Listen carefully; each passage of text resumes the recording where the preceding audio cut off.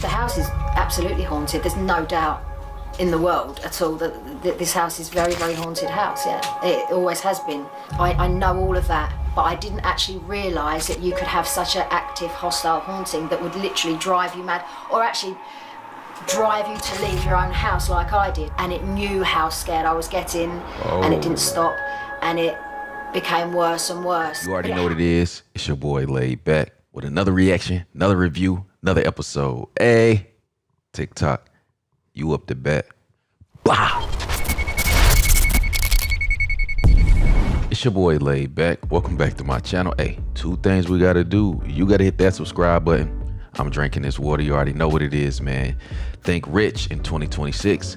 Think rich in 2026. Make sure you hit the like button. Make sure you hit the notification bell. Stay up to date with all the videos. We back with another one. Hey, we got some paranormal stuff going on this one. So, you know, I ain't got the hoodie, but the hoodie ain't came up in like 2 years. Do I even need it? Maybe I should start doing my scary reactions without even a shirt on at all. Y'all let me know in the comments. I'm just thinking out loud. But anyway, you make it to the end of this one, you're a real one for real. Make sure you put that in the comments. Don't forget to put that in the comments. Shout out to my squad, man. I also got a TikTok playlist. If you into this stuff, you can binge watch, but proceed with caution because it's crazy. But let's go ahead and get into it. Fire Squad, what's poppin'? Let's get it. Before we get back into the video, I want to tell you guys a quick and easy way that you can make money just by playing games on your phone. Free Cash is a program that helps games and apps to find new users. So how it works is the companies get paid just from you playing the games. But where Free Cash comes in is they take some of that money and they reroute it to you. Now, this is not a get rich quick scheme. You actually have to play the games to actually get the money. So you can either hit the link in my description or you can use a QR code on the screen. Super easy to sign up. All you need is an email and a password. If you use the link, they'll give you $5 immediately to your account, credited to your account by using the link. And it's super easy to withdraw. You can either withdraw through Bitcoin, PayPal, or bank transfer. Super easy. Most people is making like $10 to $20 a day. But if you got some time, you can really lock in. You can see that this game right here is paying $1,020 just to complete it. So it's games out there where you can make some money for real, but you got to lock in and put the time in though. So if you already use your phone to play games and stuff like that, let that phone actually make some money for you too. So make sure you hit that link in the description, hit the QR code, make some easy money, man. Shout out to the squad. Peace. This is the most haunted theme park in America, Lake Shawnee in West Virginia. This place is haunted by thousands of ghosts. So Lake Shawnee is a massive abandoned amusement park with a very dark and very disturbing past. Long before the amusement park was ever constructed, a tragedy already occurred on the land. You see, in 1775, a settler named Mitchell Clay made his claim right there on that property. Only a few years later, though, 2 of his children were murdered by indigenous peoples. Whoa. But a third child of Mitchell's, named Ezekiel, was captured, he was brought to Ohio, and he was burned at the stake. What? I mean, look at it. It even says right there on the historical plaque. You can't make this up. Whoa. All 3 of those kids' bodies are buried over here in the park property. Now, when Lake Shawnee was first established, people just kept dying. There were so many accidents in the park that it began to gather a haunted or cursed reputation. For example, a child was killed right here on this old abandoned swing set while the swing was in operation. Obviously, there was a drowning or 2 in this lake, and over here in this lake, I heard a story from the owner when I visited that a child was pulled under the water, supposedly by some sort of phantom force. What? After the child went under the water, the parents searched, they couldn't find their child. But eventually, a while later, they felt something brush against their leg under the water, and it was their child's body. But why could this place be so cursed, you ask? Well, right next to the property is a mass grave for indigenous peoples where over 3,000 bodies are suspected to be buried. Whoa. I'm talking about the parks right here, and just over here is where this huge burial plot is. And people think that obviously if they were all buried right there, some of those bodies may have moved in this direction. Over the years, people have experienced all sorts of paranormal activity here, the most terrifying kind of all. People have seen children sliding down the slides, riding the rides. People have seen figures riding the old Ferris wheel, waving at them, shadow figures that disappear. People have heard the sounds of giggling, heard children's voices, adult voices, and people have even seen eerie creatures and other shadow forms in these woods that surround the park. There's even more history that I'm missing out on here, but if you want to watch the full documentary that I shot there where we stayed overnight, just head to my YouTube channel. It was one of the craziest nights of my life. We had the entire amusement park to ourselves. Whoa. And we caught some crazy paranormal activity on camera while we were there. Let me know below. Would you spend the night here alone? Do your own research. This gonna be crazy.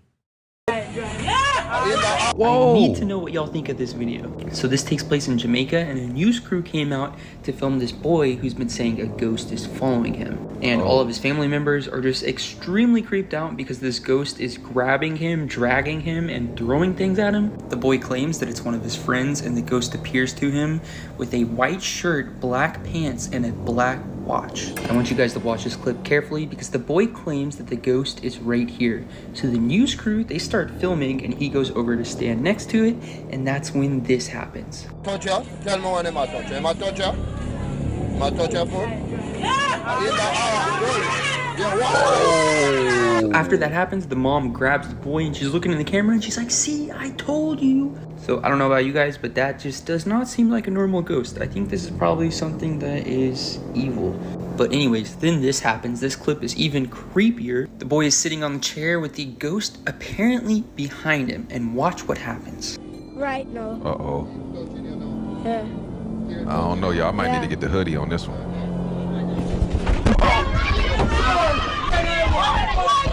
They say that's how it's been for. So whatever's going on here, I just feel really bad for the kid. They later get a priest to come, and it's this old guy, and he's like, if you're here, do something right now. And then the kid just gets dragged again. So this is pretty crazy. I don't know. Let me know what y'all think, because this is just like... Oh yeah, and apparently this has been going on for a long time. Like, this has been happening to this kid a long time before the news crew got there. Yo, I might need to get the hoodie.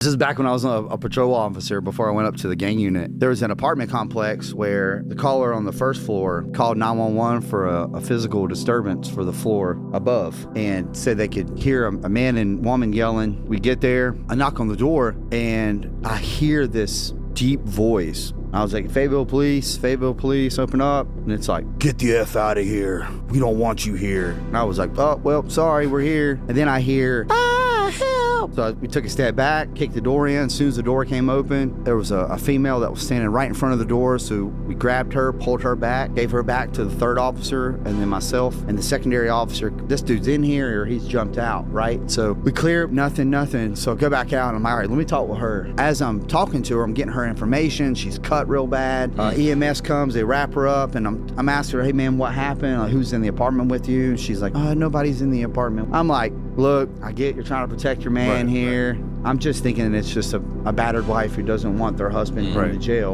And she looks up at me. She's like, what are you gonna do, Samuel?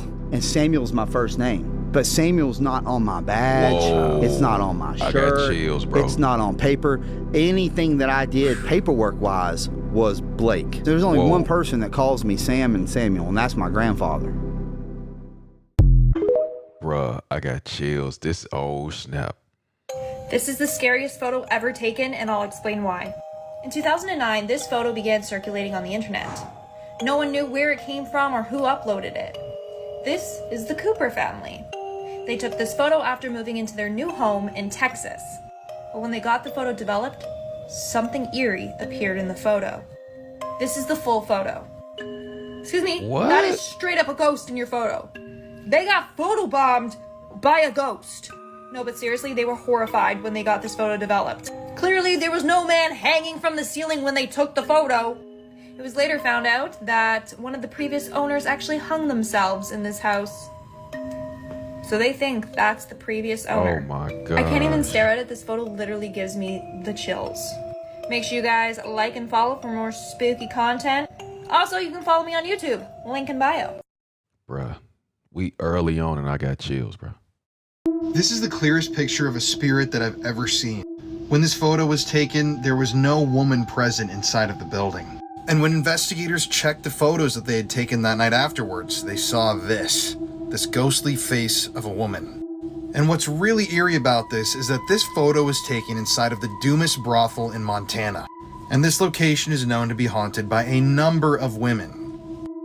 I actually spent the night recently inside of the building where that photo was taken. Welcome to the Dumas brothel in Butte, Montana. Now, this place is haunted by a number of female spirits, and it has a pretty tragic history. So there were 3 deaths inside of the building, and all 3 of them could have been murders. In fact, one of the former madams of the brothel actually passed away up here in the upper floor of the building. And almost immediately afterwards, another woman took over her position, started driving her car, wearing her robes.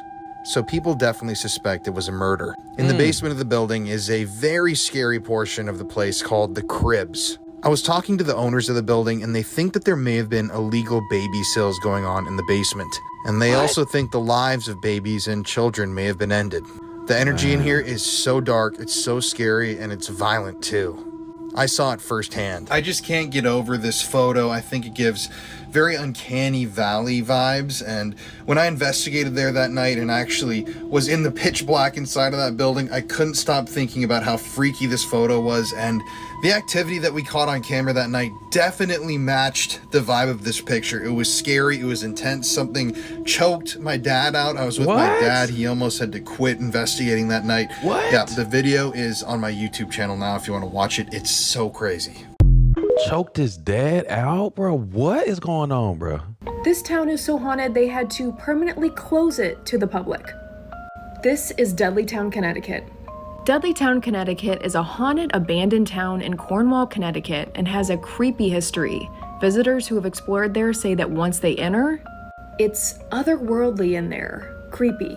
First of all, it's reportedly completely silent. You can't hear birds, animals, bugs, nothing. A researcher compared entering the heart of Dudleytown to standing inside a recording studio booth. Wow. Another common complaint from visitors is that a lot of the photos they take in Dudleytown won't develop, but as soon as they leave, their cameras will work just fine. Which makes sense, as I had a really hard time finding really any photos of Dudleytown when I was researching. The creepy legend of the town is years ago, the Dudley family fled to the US after one of their family members was taken care of after plotting against King Henry VIII. They settled in Connecticut and the bad luck followed. Residents of Dudleytown began suffering a series of devastating crop failures and mental illness was rampant in the village. There were countless mysterious disappearances within the village, and all-around chaos overwhelmed Dudleytown. By the early 1900s, it was completely abandoned. For fans of the Conjuring films based on paranormal investigators Ed and Lorraine Warren, the two visited Dudleytown and outright declared that it was extremely haunted and controlled by something terrifying. Investigators agreed that Dudleytown is some kind of a portal. But here's where it goes from spooky to downright bizarre. The owners, the Dark Entry Forest Association, closed Dudleytown to the public and don't do anything to dispel the rumors. In fact, they refuse to be interviewed for the most part, and the owners go to great lengths to conceal their identities. On top of that, if you are caught trespassing in Dudleytown, you will be heavily prosecuted. This is so strange to me. We see so many other ghost towns around the world, and usually they keep these places open for tourism. You know, profit off the history and the spookiness. But for some reason, this association wants to keep people out of Dudleytown altogether. A paranormal researcher said there's some kind of secret that they are keeping there, and they want people to stay out. What are your thoughts? This has been requested a couple times. Has anyone ever been?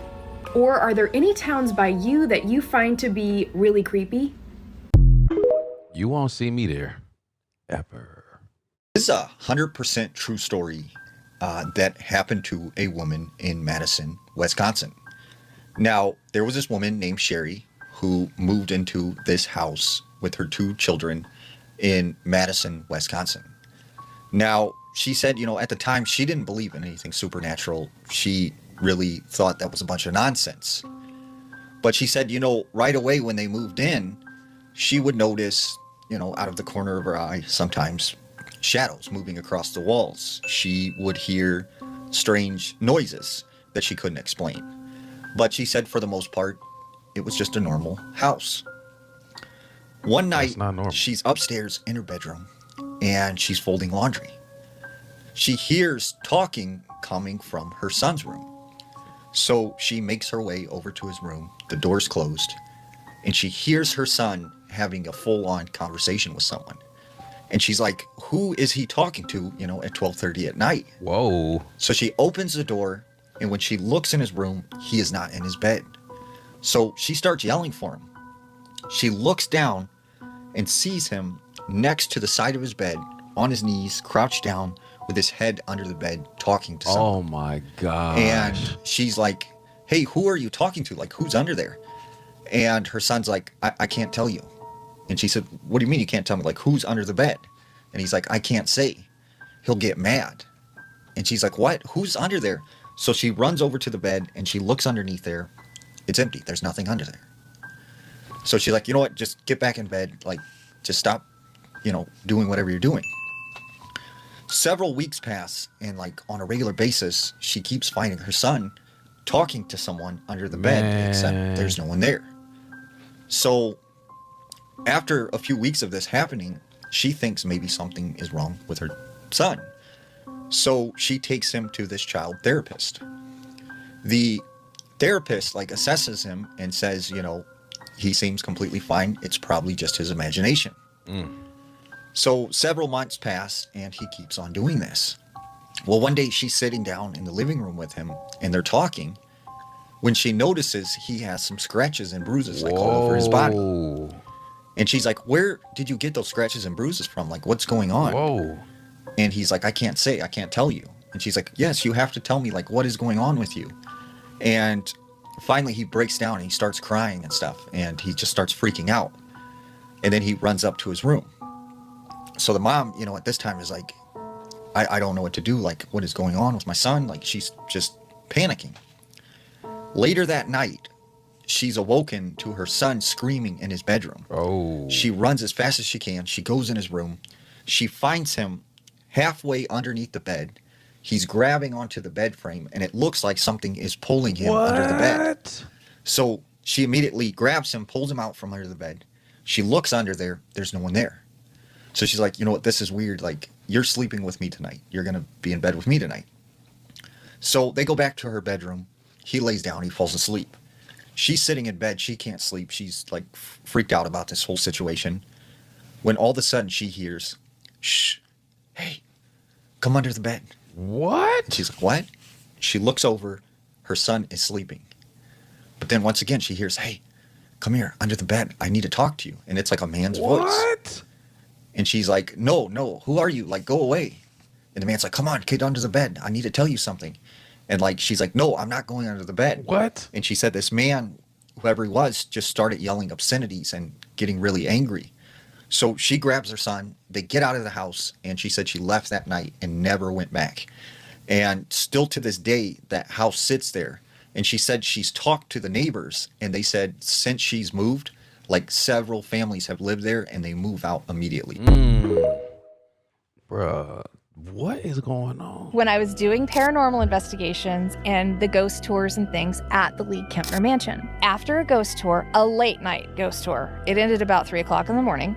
I locked up the house and I was headed out to my car, and I was about halfway to my car and I go, oh God, I left my sweater in the house. And it's kind of a sought after sweater. So I was like, I can't leave it here because it'll walk tomorrow. And my husband had bought it for me and I just didn't want that to happen. So I'm like, I gotta go in the house. So I call my mom. It's like 3 o'clock in the morning and I call my mom. I'm like, Mom, you have to be on the phone with me while I go in the creepy house and get my sweater. And she's like, okay. She's up that late. She's a good sport. And she's like, okay. She says, well, just make sure you announce yourself because they're gonna be downstairs. She already knew this. Yes. She's like, just make sure you announce yourself. They're gonna be downstairs. Mom's got superpowers. She does, I'm telling you. So I walk into the house, I punch in the alarm code and everything, and I go, hey, everybody, I'm here. I've just come to get my sweater. I'm going to be out of your hair in just a second. And then I grab my sweater because I knew exactly where it was. I punch in the alarm code, and I go, bye, guys. I'll see you tomorrow. And I lock the door, and I walk out. I'm done. I get to my car, and my mom says, hey. And I said, hey. And she goes,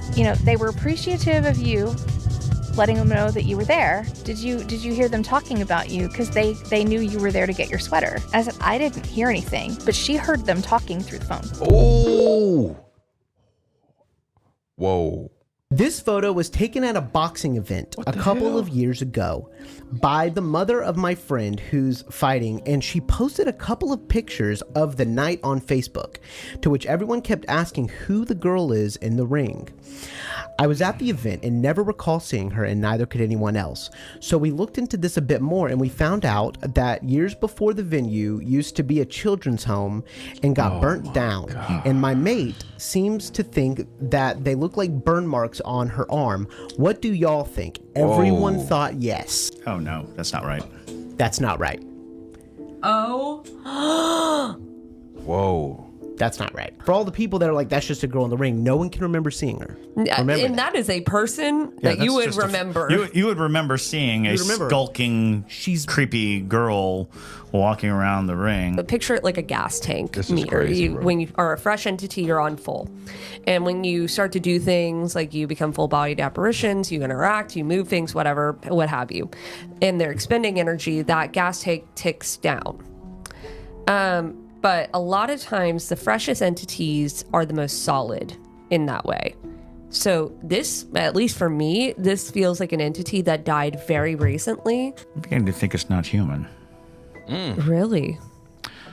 And I think it is imitating someone who died from fire. And again, wild conjecture. There's no sensationalization there. Exactly. The face, the eyes look a little too large and dark. And the mouth is like non-existent. Is hardly existent. And we talk about this a lot. This is crazy, bro. When entities this is crazy. parade as humans, they don't always get it right. There's certain aspects of it that just aren't completely right. Like the hair is not quite right. Yo, I'm getting chills, bro, for real. Like, there's two photos here, and the first one looks normal. I'll show that to y'all. If you want to go ahead and show Chris the normal one, Maddie. Okay. Just a normal photo. Kids in a kitchen. Nothing's happening. Everything's just chill. Definitely no entities. Right? Right. No entities in that. If you scroll down. Oh. We have this crazy stuff. There should be a zoomed in. Is there a zoomed in photo? That's so creepy. That's some ring stuff going on right there. Oh my God.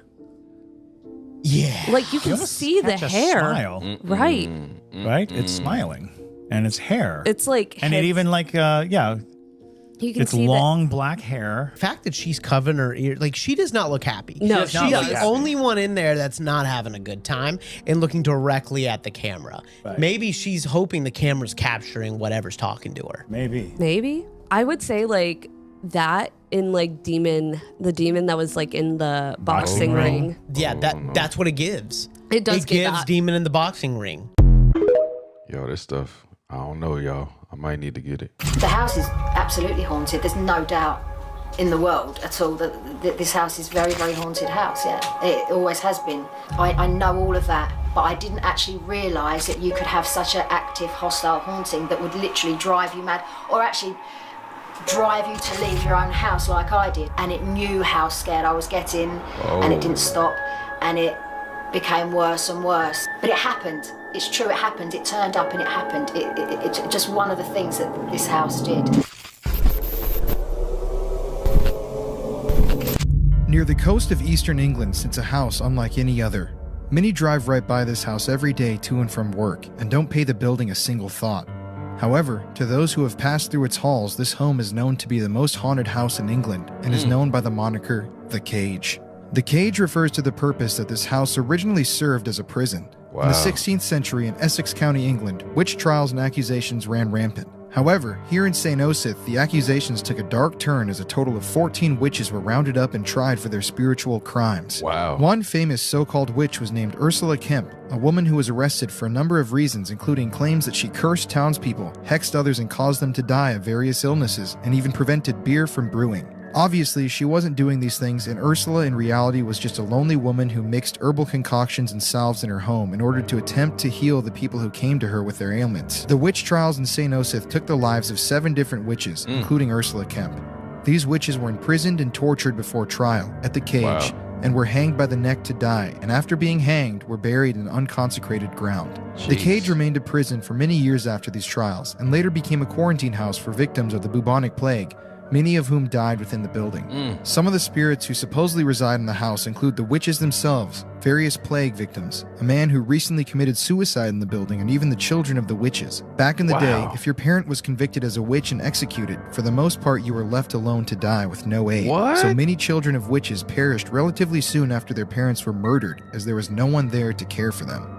The Cage has been in the news a number of times in recent history, and while we were driving through the countryside to get there, I couldn't help but imagine how horrible it would have been to have been convicted for a crime that you didn't commit and executed. It just wasn't fair. Current homeowner Vanessa Mitchell, who purchased the home in 2004, has recently listed the house for sale on the market and agreed to sit down with us for a rare interview from the woman who lived for years terrorized by the malevolent spirits of the cage. Why would she Why don't you say something for a mic test? 1, 2, 3, whatever. Vanessa Mitchell, The Cage. Perfect. My name's Vanessa Mitchell. I bought this house in 2004. It's called The Cage. It's a medieval prison, and it's now known as the most haunted house in England. The Cage is really most famous because it was a medieval prison back in the 1500s, and it's most famous for the incarceration of a very famous witch called Ursula Kemp. She was hung as a witch along with 2 other women. She lived in this village, and she was taken. She was accused of witchcraft. She was accused of many things. She was taken along with 12 other women, all in all, out of the village, and many of them were imprisoned here. The 3 most famous ones we know, Ursula and the other 2, were also here, and they were the 3 that did that were hanged, that were executed for being witches. The house was also used for the imprisonment of women, children, men, for various other reasons. So it was, the house is most famous for Ursula Kemp, but many people have been imprisoned here and obviously died in here over the years. Most recently, there was a suicide in the house a year before I bought the house, and a man did hang himself in the property. Yes, that's true. Yeah. What? I came to live here. This is my childhood village where I lived as a child, and I'd moved out of the village, like most of us do. And I was working away, and I came home one day, and I was home for the weekend visiting friends, and I just saw this house up for sale, a for sale sign, and for some reason, I just had to own this house. I really, really, really had to own this house, and I don't know why to this day. I was drawn to it, I was completely pulled to it, and got literally obsessed by it. I owned a house in Newcastle at the time where I was working, and I thought, well, I need to buy this house. So I thought I've got to sell that house. There were tenants in my other house, which I owned. And I did, I managed it all, and literally within weeks, I was living here. So I was aware of the house, obviously. I used to walk past this house as a child, turn back from school. And obviously because it's a medieval prison and it's a very famous historical property, obviously people knew about it anyway, down to the history. I don't really know exactly what drew me to it. I don't know if it was a bit of that. I didn't know so much of the history at that point, though, to be honest. But I just had to buy it, and I did buy it. Had you heard before you moved in that the house was haunted? I don't think I'm asked that question a lot, and I don't really think I did. I've seen the dead since I was a child, and to me, most places are haunted. So I think even if I'd have heard it, it probably wouldn't have put me off. I was aware that a man had committed suicide in here, literally months before. I was told that. But no, I wasn't really aware of the history of the house in that respect. If I had have known, I'm not sure if I would have brought it, to be honest. Knowing what I know now, I'm not sure I would have brought it. So it's probably a good thing that I didn't know, because I was good or bad, I'm not sure now, and I look back over the years, but no, I didn't know. Since I found out, there were a lot of rumours connected to the house, but on the time I brought it, no, I don't think I really did. That kind of parlays into the next question. So you believe that the house is haunted? The house is absolutely haunted. There's no doubt in the world at all that this house is very, very haunted house. Yeah, it always has been. From the day I moved in, there was activity here, and I knew straight away, and I knew this house. I knew pretty soon, I think I'd be in trouble with the house. What? The dead have never bothered me, ghosts have never bothered. Well, they of course they did when I was younger, when I was a small goat, because you have to understand it, don't you? If you'd have told me that there's a haunted house, it wouldn't have really put if it was just a normal haunted house. This wasn't. This was active, and became more and more hostile over months and months and years. This is something I'd never experienced before, and actually something that if you'd have told me, I probably wouldn't have believed could have happened. I know the dead exist, I know the dead come back.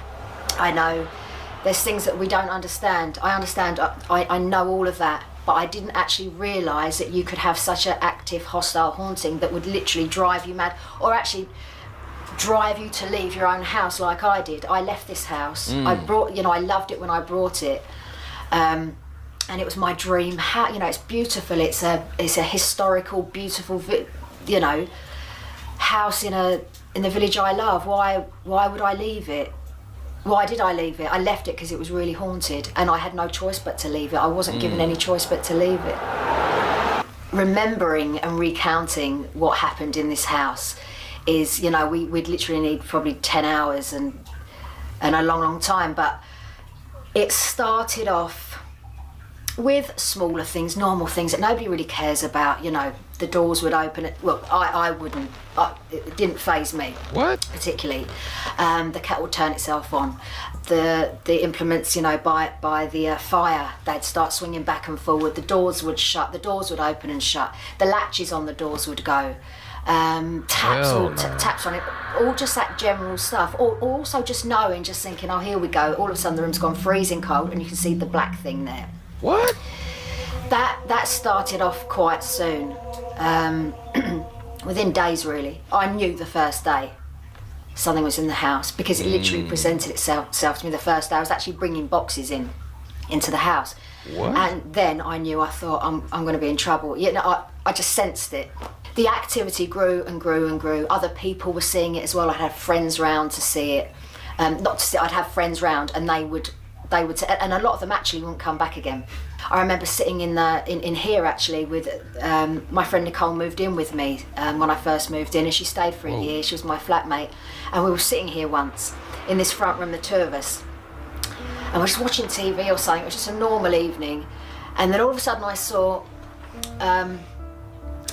like sparkly stars. And I was just staring, looking at them, and then they multiplied, and this entire room was just, I've never seen anything like it. Like the Walt Disney movies, when you get the sparkles, it was like that. And I looked at Nicole slowly and I said, can you see what I'm seeing? And I hadn't even looked at her. I'm just, you just kind of go into a daze. And she's just sitting here, she's just looking up. She's saying, if you're talking about all those lights, yeah, I am seeing it. That was actually a nice thing that happened. That was actually a really lovely thing that happened, because it felt nice and it felt really protecting. But that was just one example of two people,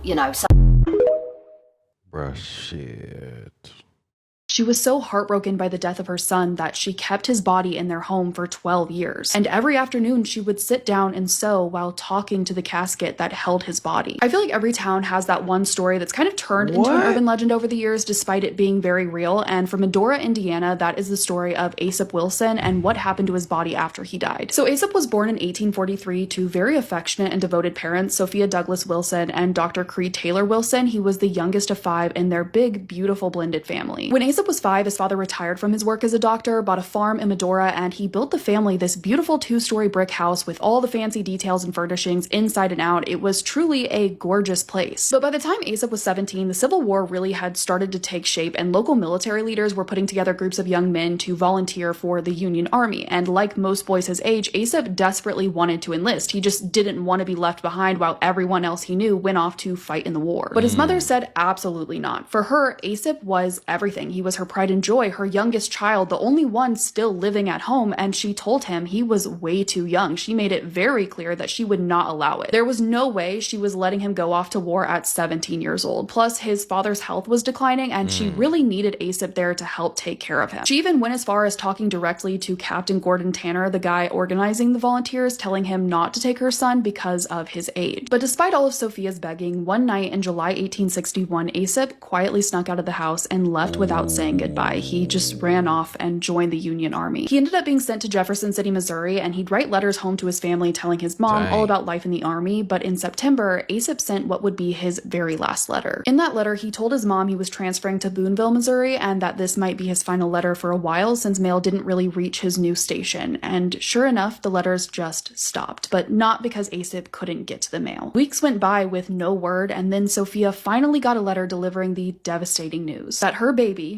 her youngest son, the one she literally begged to stay home, had died of typhoid fever. It was absolutely devastating, and now the family had to try and locate Asup's body and get him back to Indiana. By April 1862, after his father finally got in touch with a man from the area who helped locate Asup's grave, Creed sent a metal casket to Boonville and arranged for his youngest son's body to be disinterred and brought back home. But Sophia was just absolutely overwhelmed with grief. She couldn't believe it was really her son in that casket unless she saw him for herself. So she had the casket opened, and when she saw her youngest child, she just refused to bury him. Instead, she asked for his body to be packed with charcoal, sealed back inside, and brought to her home, where it stayed for more than a decade. For the next 12 years, the casket remained in the upstairs hall right next to a very big window, and every afternoon Sophia would go upstairs, she would sit in her chair and just sew while talking to the casket that held her son's body. Whoa. During all those years, Asup's father tried everything to get Sophia to agree to bury their son, but she just wouldn't let go. She couldn't do it. So around 1873 or 1874, Creed decided he would do whatever it took, and he actually hired a spiritualist couple from Louisville, Kentucky for $50 to come to their home and hold a seance, hoping that they could help his wife connect with Asup's spirit. At that seance, those who were present said a faint voice began speaking, almost like it was hovering right over Sophia, and when she asked who it was, the voice said it was Asup. And once Sophia was convinced it was truly her son's voice, she asked if he wanted his remains to be buried, and the voice said yes, and the very next day, Asup was finally buried. 2 years after that, Asup's father passed away, and then Sophia followed him in 1891, and after her death, the house just completely fell apart. Vandals and local teens started breaking in, and of course, stories about the place being haunted just started spreading like wildfire. People driving by late at night would say they'd hear a woman crying, or sometimes even see a candle or a lamp flickering in an upstairs window. And while all of that was happening, there were changes nearby that affected more than just the house. So when the old US 50 highway was built, it actually went right over Asup's grave, so they had to dig him back up and move him again. After that, there really was nothing left of the old house, and in 1958, a church was built over the old basement and a smaller house went up nearby. I don't think the story is as well known as it used to be, and even though it definitely has some spooky paranormal elements, at its core, it's just a really sad story. I mean, a mother lost her youngest child and she didn't even get to say goodbye. She just felt like she couldn't let him go, so she kept him in their home until she finally agreed to bury him. To me personally, it just feels like she just wanted to protect her baby and truly believed he'd be safe with her, or that she just couldn't let go yet. But it's a very sad story. Let me know if you've ever heard this one, and I will see you in my next video. Oh, wow. This is taken by the police officer. St. Paul boy, 16, dies in car accident. John Bolware, 16, 1485 Sargent Avenue,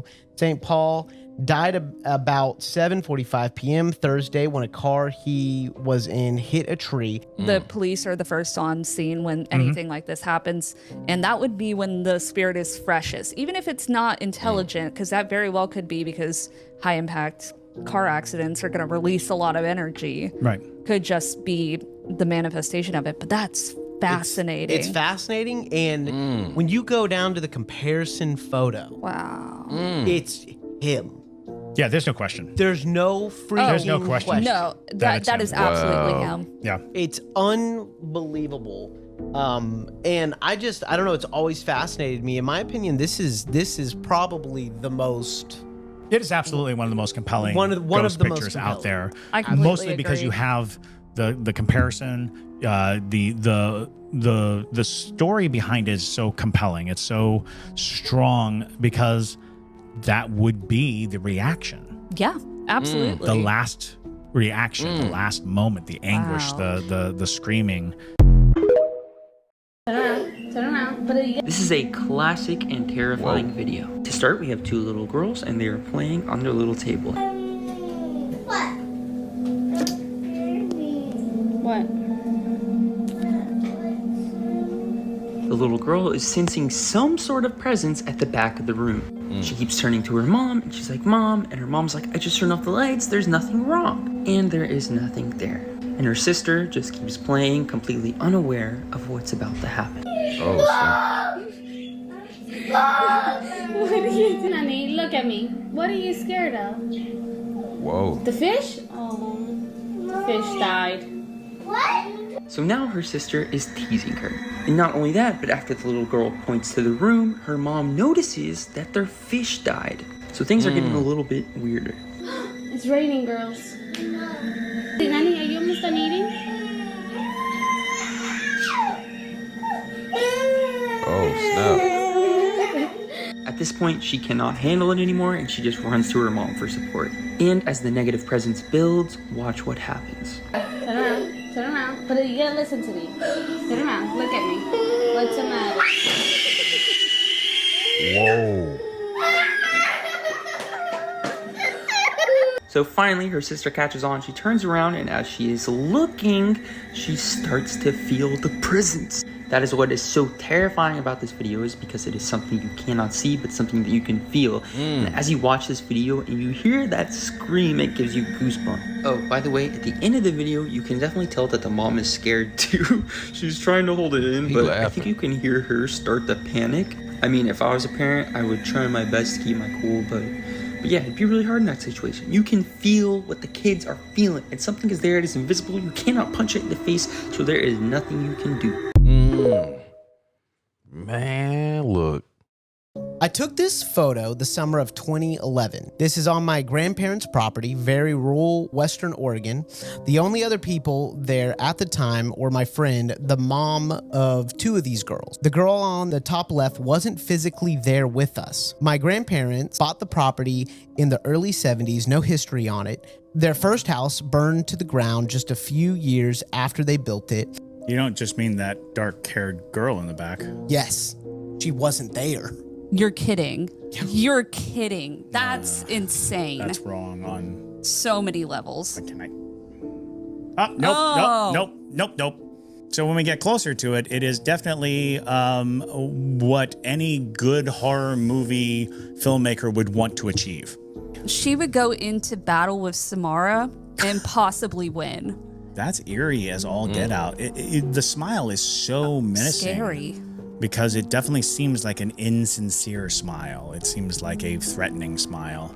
Yeah, no. And she's wrapping her arm too. Oh yeah, you can see her hand above, like she's holding onto the tree. Hell no. With claw-like fingers. Just the history of the property is giving me like no-go vibes in the way of the house burned down in a freak accident a couple years after it was built, and it was the first thing built on the land. It's like almost like something is seeing these little girls, and it's like, and emulating them. Yeah, and it's like, I need to look like a little girl, which is horrifying. That's the last type of entity that you want to be around, is one that's able to take form this well with such detail, like down to the shirt. It's like a floral kind of pattern on her shirt, and that's it's hella creepy. That's too specific. Is super creepy. Bro, this shit is crazy, bro. I do a lot of ghost shows. I go investigate a ton of paranormal places. I've been doing it for years now. And for the longest time, I kind of took it for granted.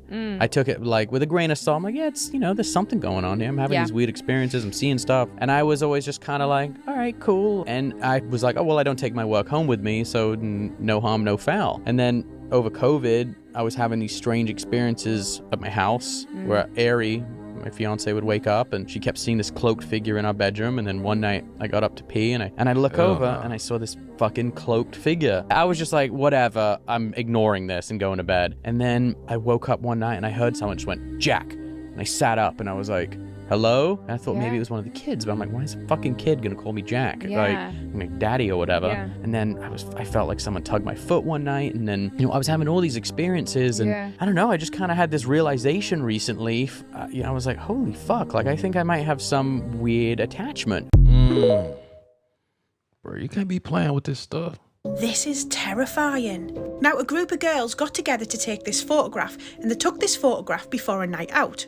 But it wasn't until the following day that they actually realised they caught a ghost on camera.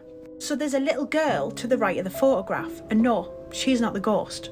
She was crying and ridiculously upset because she didn't want to be in the photograph, and that's because she kept telling them that the little boy is scaring her. They didn't think much of it. They thought, well, she's just a kid. So they carried on to take the photograph. Now, they didn't think much of it. They just thought, she's a kid, she's just being silly, and they carried on to take the photograph. But it wasn't until the next day they realised that they'd managed to catch the little boy between their legs. Yes, I cropped the photo at the start so we didn't spoil the fun too early, but oh my Christ. That would terrify the life out of me. What would you even do? The little girl was telling the truth.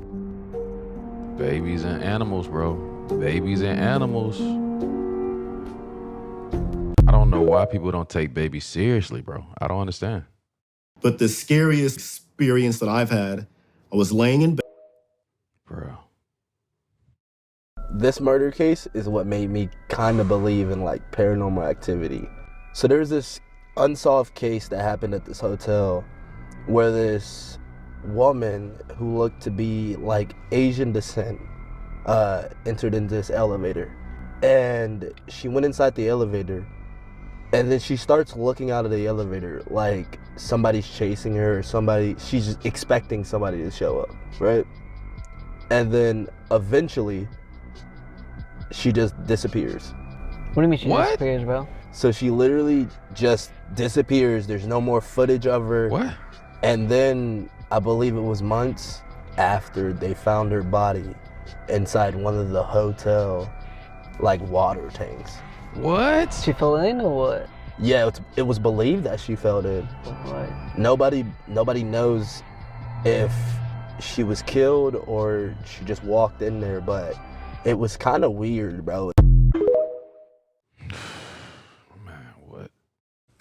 If you don't believe in ghosts, stop what you're doing because I guarantee I will change your mind before the end of this video. Behind me is a picture that I took in 2010, and in my opinion, it is one of the best paranormal photos ever taken. If anyone else had taken this picture, I truly would have never believed that it was not photoshopped. I would be convinced that it was fake and that the person who took it was a liar. So the only thing that you have to go by is my word, but I promise you, you are not expecting what I'm about to show you. So to set the scene, back in 2010, this is when we would carry digital cameras around and take pictures and then upload them to our computer and then Facebook. Some friends and I went to Waffle House late at night, and whenever we left, we all ran into the car and locked one of our friends out. She then jumped on the windshield to keep us from driving away. I thought it was funny, so I took a picture of it. As you can see, this is the photo. Right here on the passenger seat is my friend Lindsay. She has blonde hair. This is all relevant, I promise. Right here in the shotgun seat is my friend Valerie. She had brown hair. And then I'm sitting in the very back in the middle with my brown hair. And then you can see the outline of our friend Brittany. She had jumped on the windshield. See anything weird?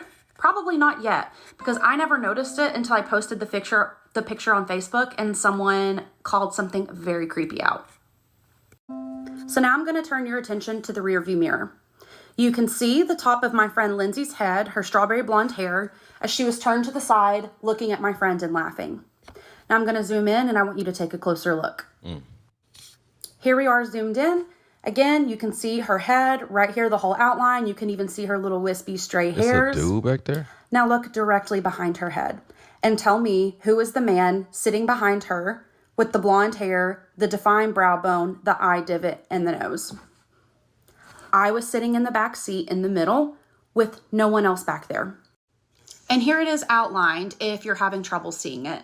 Again, this picture is 14 years old, and at this point, I have literally shown it to hundreds of people, and I wouldn't be surprised if thousands have seen it.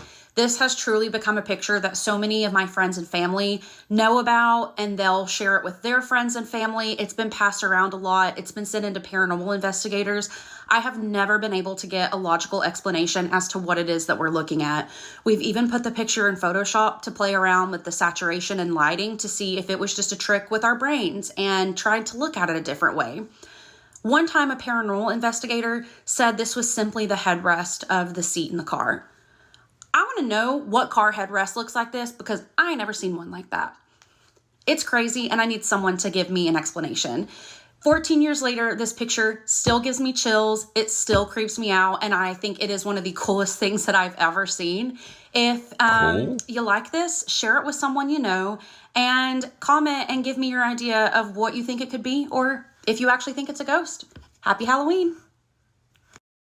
Cool? Oh, I wouldn't say cool.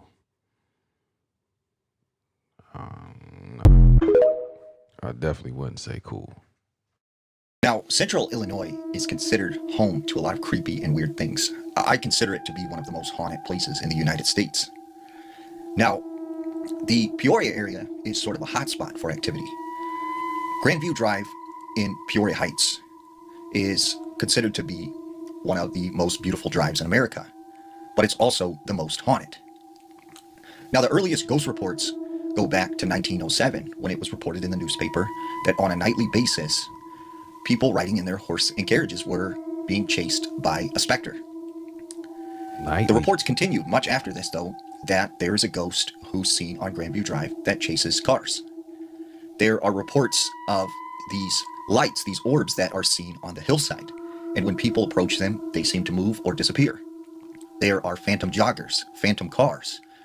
There is an old legend at the end of Grandview Drive that when you drive up the hill at night, you might see a man standing in the middle of the road. There are people who said they've heard Indian chants coming from the woods or disembodied voices. Now, the oldest legend of this area is that of the Peoria Heights Water Tower, which is on the beginning of the Grandview Drive. Now, it's this tall red water tower with an observation deck on top that you can actually go and look and see views of the Illinois River. But the story goes in the 1970s, supposedly there was this high school girl who was distraught after her boyfriend broke up with her on prom night. So she went to the tower and went to the top and jumped off the side. It's said that when she fell to the ground, her blood spattered on the side of this tower. And despite efforts trying to clean this, they could not get the blood stain off, so they painted the tower red. Wow. Now, there's no documentation to actually prove this story, but still, there are people who report seeing the ghost of a young girl. In fact, I talked to someone who worked at the tower, and they said at night they would have to go up to the observation deck and make sure that it was completely clear. Well, when they go to the top observation deck, they see a woman standing by the ledge. And when they go to tell her it's closing time, she simply vanishes. So after that night, she did not want to go up there at night alone. There are people in the area who've reported they were sitting in the bench and they seen a woman walk by and sort of vanish right in front of their eyes. It's also reported along Grandview Drive of a ghost ship that is believed to be the steamboat, the Columbia, that had crashed on the Illinois River and rivaled the Titanic in people that had passed away. Now, not too far from Grandview Drive, along Prospect, you will find the downtown Peoria Heights area, which there are a lot of businesses located in very old buildings. One specifically is that of Sullivan's, which is considered by a lot of previous workers to be very haunted. Everything from bottles falling off shelves to seeing people out of the corner of their eyes to workers being afraid to go down in the basement. It's definitely believed that this place was possibly built on an old Indian burial ground. Now, we also are home to one of the oldest historical cemeteries in the area, known as the Springdale Cemetery. A lot of Peoria's past residents are buried here, and it's said that they still return to view the beautiful city that they loved. One of the more seen ghosts in this cemetery is that of the White Lady, who is often seen near the creek and pavilion, bent over a tombstone crying, and when people approach her to see if she's all right, she turns around and is often seen without a face. Whoa. She's also said to be seen running along the hills and the rows of tombstones, gallantly strolling through the cemetery. There have been several reports of people seeing dogs that they follow into an area that is the old pet cemetery. Wow. There are reports of this black car that's seen late at night driving around when the cemetery gates were locked, and this is known as the Phantom Car. There is a mausoleum that a lot of kids believed if you went there at midnight and you knocked on it, something would not knock back. There are also reports of a pond that is seen in the middle of the cemetery, except no pond exists. However, in the 1930s and 1940s, there was a pond in this exact location, but people have reported swimming in this pond and fishing and, having leisurely activities at night, only to discover there was no pond in the cemetery. But probably the scariest of all the ghosts in Springdale Cemetery is that of the caretaker's ghost, which is said to be seen in the back of the cemetery and chase young teenagers attempting to visit the cemetery at night. Some of the other haunted locations in Peoria are that of Emack and Bolios, which is downtown. Apparently, the old owner who had fell down the stairs one day and passed away is seen in and around this building and often seen late at night. There is another legend known as California Road in Pekin, and many stories and legends have spawned out of this area, but supposedly if you're driving down this road at night, you will see a young woman walking on the road. If you give her a ride, she will vanish, or sometimes she vanishes right in front of your own eyes. The other areas in Peoria that tend to be most haunted is there is an old cabin that is said to be by the river, and a lot of teenagers would sneak there at night and go along these trails. And it is documented that someone had taken their life there and was found by some young teenagers. But people say when you go there, still to this day, you can hear screams, knocking sounds, and people have even been reported being chased by a guy out of the cabin. Now, the Bartonville Insane Asylum, which at one time was this huge facility along Pfeiffer Road. Well, the oldest story is that of a bookbinder who was actually a patient at the Bartonville Insane Asylum, and he was given the responsibility of burying the patients who had passed away. And it said on his funeral, there were all of these people in attendance, and they had witnessed him standing next to a tree, crying as he often did when he would bury the other patients. Whoa. And even Dr. Zeller himself wrote that he witnessed this along with hundreds of other people. And still to this day, people say you can see the ghost of old bookbinder hanging out near the elm tree next to where he's buried. There are many stories that come out of the old insane asylum itself, where people would say they would see nurses walking the hallways. They would hear screams. There was a teddy bear supposedly on the 4th or 5th floor that would move by itself, that no one knew where it came from. But definitely going there at night, you would get a feeling of dread or a sensation that you were being watched. Peoria is also home to many UFO sightings, especially along Rearview Drive and the Illinois River. Most famously, there was a young son and his dad who were driving in their truck one night, just a little bit outside of Peoria, when they seen this bright light in the sky, and they noticed it was following their truck. Well, the next thing they knew, they were near the Quad Cities, and they were going in the wrong direction, and they had no idea how they had got to this point in time. And it was one of the well-known documented reports of alien abduction back in the 1980s. What? So what do you think? Do you have a ghost story about Central Illinois that you'd like to tell? All right, guys, that was another TikTok compilation, man, with paranormal activity. This was crazy. It was a lot of crazy stuff in this one. You made it this far. You a real one for real. Make sure you put that in the comments. I had chills. I got real life chills on this one, y'all. Y'all let me know which ones y'all think was real, because I still got chills. But till next time, self-love and positivity. Fire Squad, I got you and you know it.